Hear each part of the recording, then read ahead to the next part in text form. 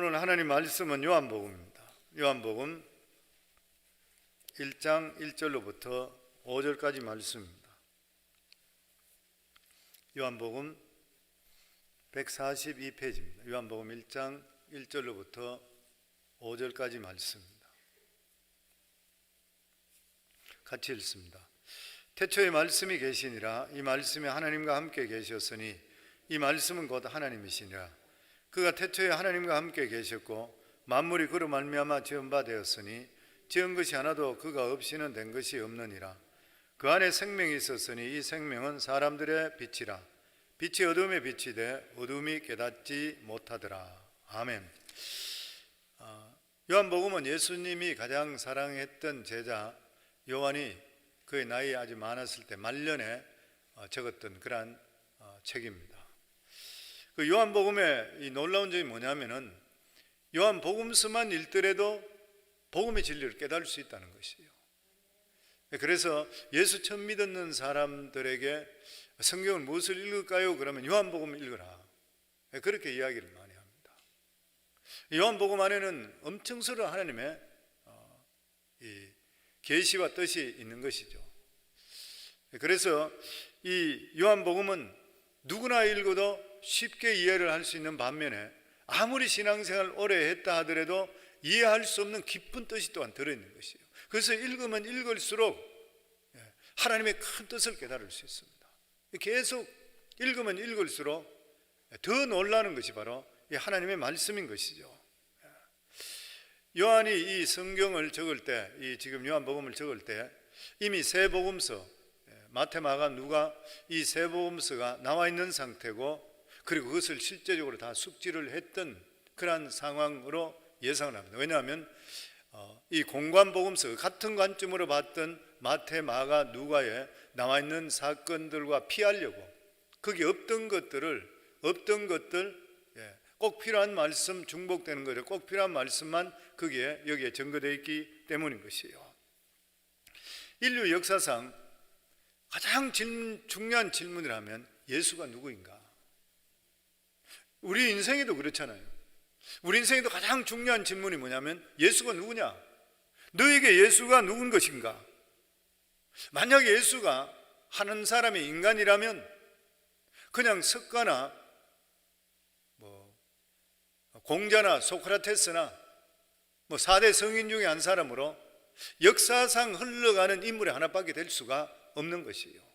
그런데 만약에 예수가 하나님의 아들이라 그러면 심각한 문제예요. 이건 보통 심각한 문제가 아닌 것이에요. 사람이 사람으로 변화되는 것은 누구나 이해를 됩니다. 그런데 하나님이 인간이 되시고 인간이 하나님의 아들이라 이런 것쯤은 이해가 되질 않는 것이에요.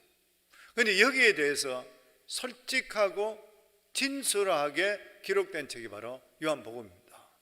그래서 요한복음을 기록한 목적에 대해서 요한복음 20장 31절에 오직 이것을 기록하면 너희로 예수께서 하나님의 아들 그리스도이심을 믿게 하려 하며 또 너희로 믿고 그 이름을 힘입어 생명을 얻게 하려면, 요한복음이 기록된 목적이 뭐냐면은 이것을 우리가 기록된 것을 읽음을 통해 예수께서 하나님의 아들 그리스도 메시아인 것을 믿게 하기 위해서고, 그리고 그 이름을 덧입어서 힘입어서 너희들이 생명을 얻게 하려 합니다. 이게 기록 목적이라는 것이에요. 그 그리스도가 하나님의 아들로서 이 세상에 오신 것을 믿게 하기 위해서라.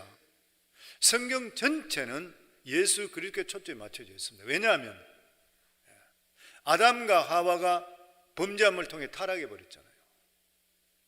그래서 하나님께서 우리 인간을 너무 아름답게 만드는 거예요. 하나님의 형상과 모양으로 지음받았다. 그러니까 하나님의 자녀로 우리를 지음받았던 거예요. 형상과 모양이라 그러면 닮았는 거죠. 그대로 닮았죠. 우리 자녀들도 우리를 닮잖아요. 그러니까 형상과 모양으로 지음을 받았는데 타락해 버렸어요. 죄를 지어 버렸어요. 그러니까 하나님께서 이 인간을 어떻게 하면 구원할 수가 있을 것인가? 이 인간을 구원하는 것이 하나님의 소원인 것이에요. 그런데 이 인간을 구원하기 위해서는 하늘나라 공의가 충족돼야 돼요. 왜냐하면 죄인은 하늘나라 들어갈 수가 없습니다. 죄인은 어떻게 돼요? 지옥 가잖아요. 죄인은 절대로 천국 갈 수 없어요. 왜냐하면 천국에는 죄 없는 자만 가는 거예요. 하나님은 죄가 없으시기 때문에 죄 없는 자만 가요. 그러면 우리 모든 인간은 다 지옥으로 가는 거예요. 그래서 하나님께서는 이 하늘나라 공의를 충족시켜 주시기 위해서 우리 인간을 구원하실 수 있는 유일한 길이 뭐냐면 죽어야 돼요. 죄의 삭은 사망이라 그랬으니까. 그런데 인간은 죽어버리면서 죄로 말미암아 지옥 떨어지니까 이것을 충족시키기 위해서 죄 없으신 하나님의 아들 예수님을 이 세상에 보내주셔서 우리 인간을 위해서 대신 죄 없는 분의 죽음을 통해 죄가 전이 될 수 있게 해주는 거예요. 죄인이 죄를 위해 죽으면 자기 죄값으로 죽기 때문에, 제가 아무리 우리 성도님 사랑한다 하더라도, 성도님 위해 제가 대신 죽겠습니다 하더라도 성도님 죄는 사라지지 않아요. 왜냐하면 내가 죄가 있기 때문에 그래요. 그런데 죄가 없으신 예수께서 우리 죄를 위해서 대신 십자가에 죽으신 것이에요. 그래서 그 죄가 예수 그리스도께 넘어가서 심판받으시고, 죄가 있는데도 불구하고 죄 없다고 하늘나라 법으로 인정한, 그게 칭의라, 법적인 용어잖아요. justification, 법적인 용어로 볼 때에 이 사람 의롭다. 실제로 우리 어려우냐? 아니잖아요. 예수님 때문에 어려워졌는 것이요. 아멘. 그래서 우리들은 죄인인데도 불구하고 용서받은 죄인이라고. 그 천국 누가 가느냐? 용서받은 죄인만 가는 것이요. 아멘. 그리고 성경은 하나님의 사랑을 증가하고 있습니다.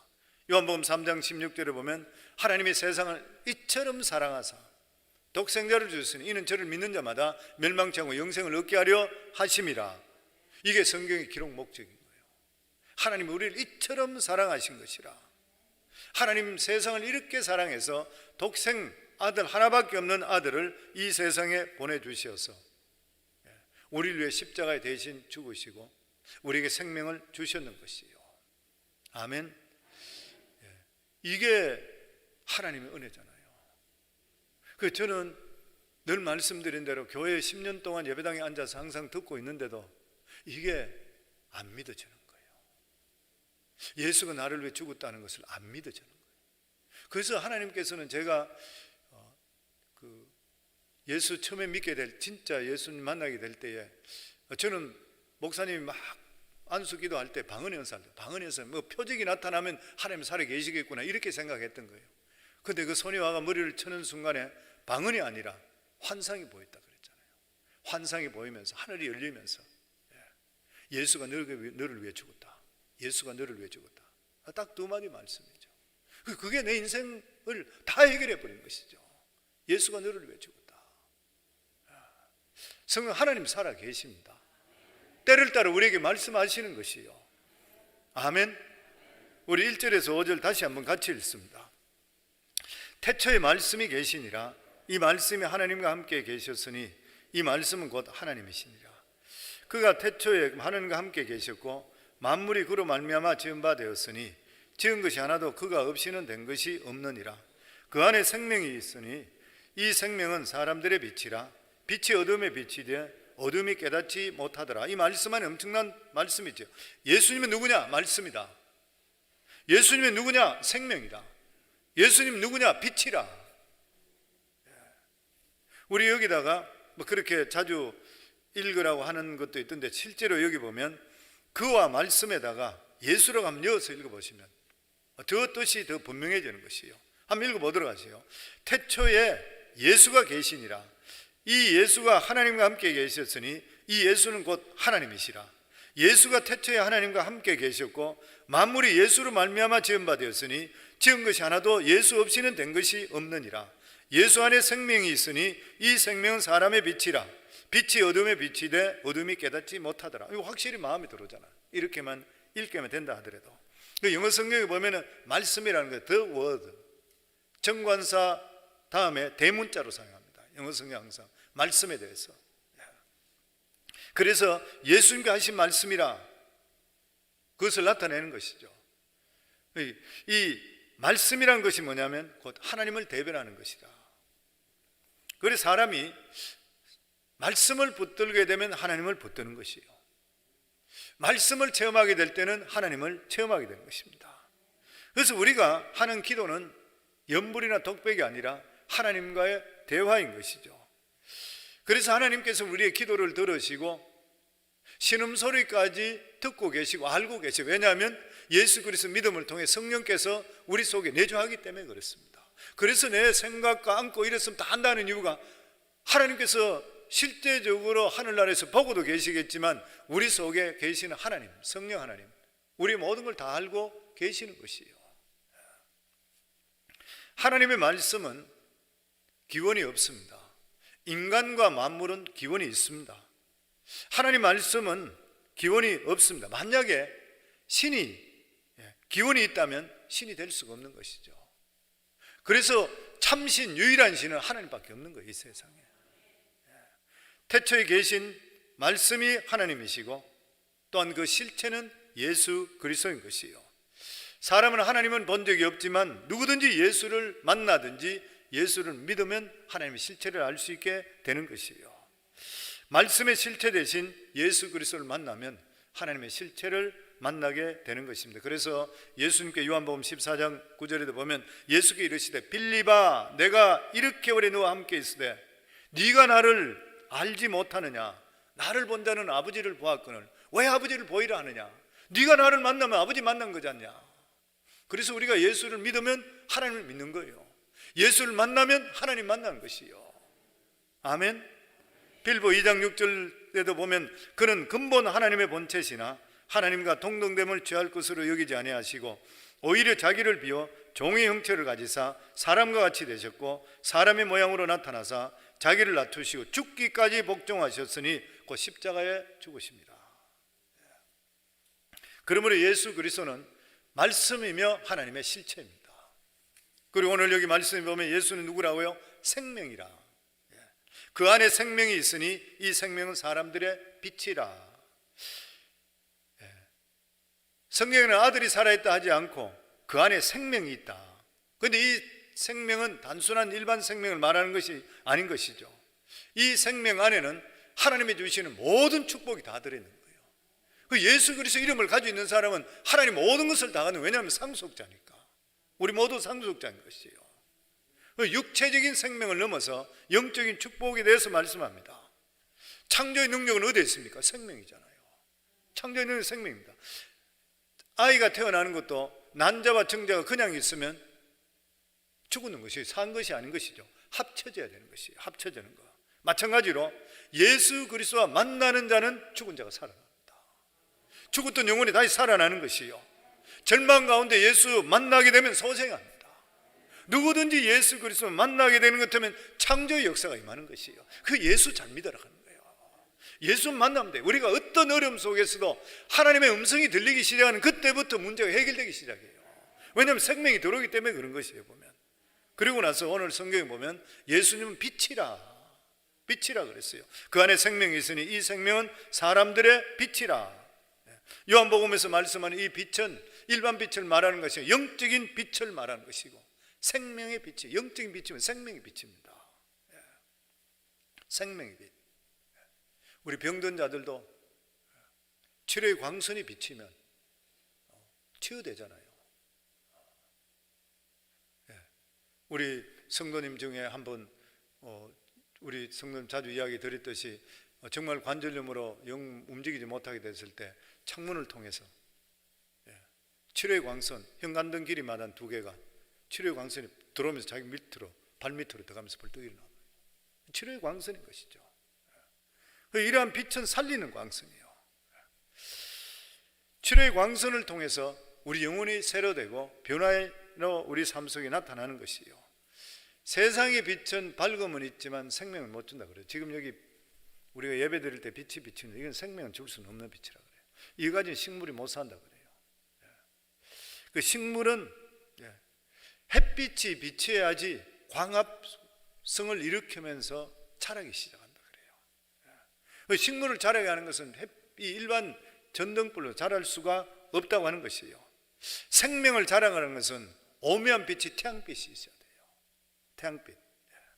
그런데 여기서 말하는 빛이란 바로 태양과 같은, 인간에게는 태양과 같은 그런 빛인 것이에요. 생명을 살리는 빛, 태양과 같은 빛, 이게 생명의 빛입니다.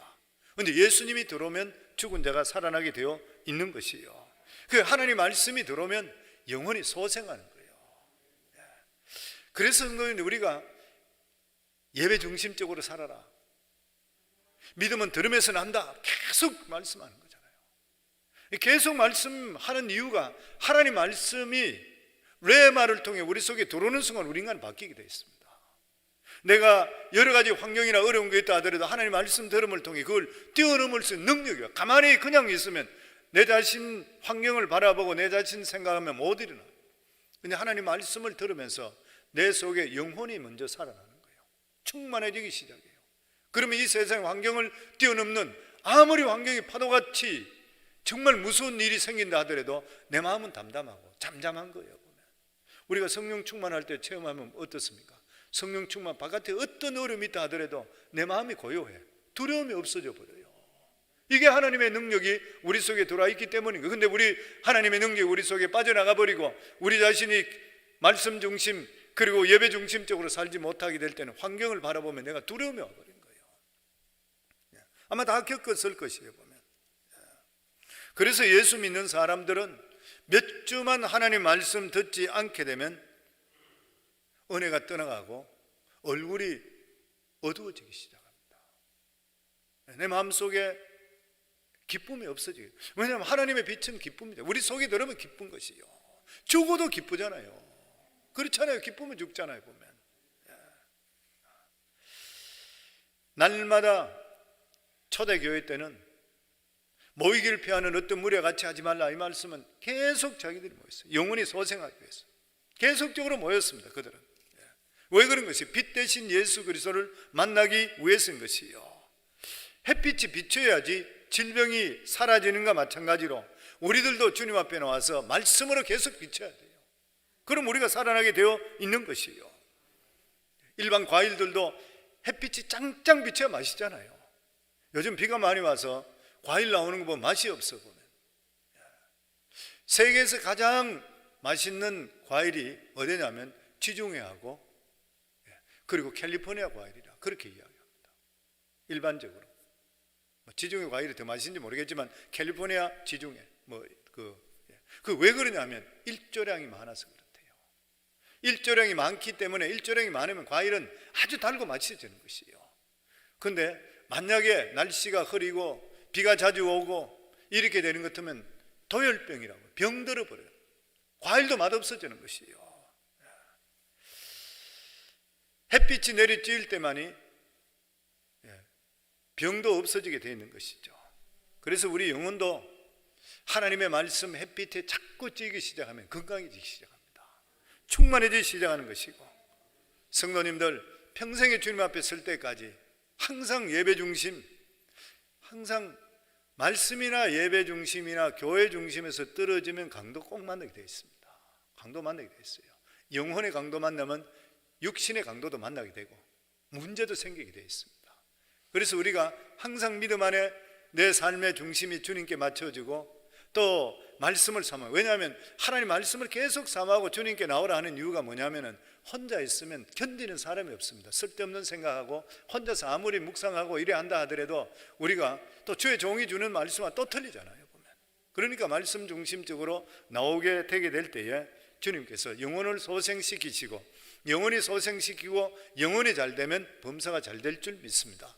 오늘 예배드린 모든 분들에게 이러한 복이 임한 것을 믿으시면 아멘 하시기 바랍니다.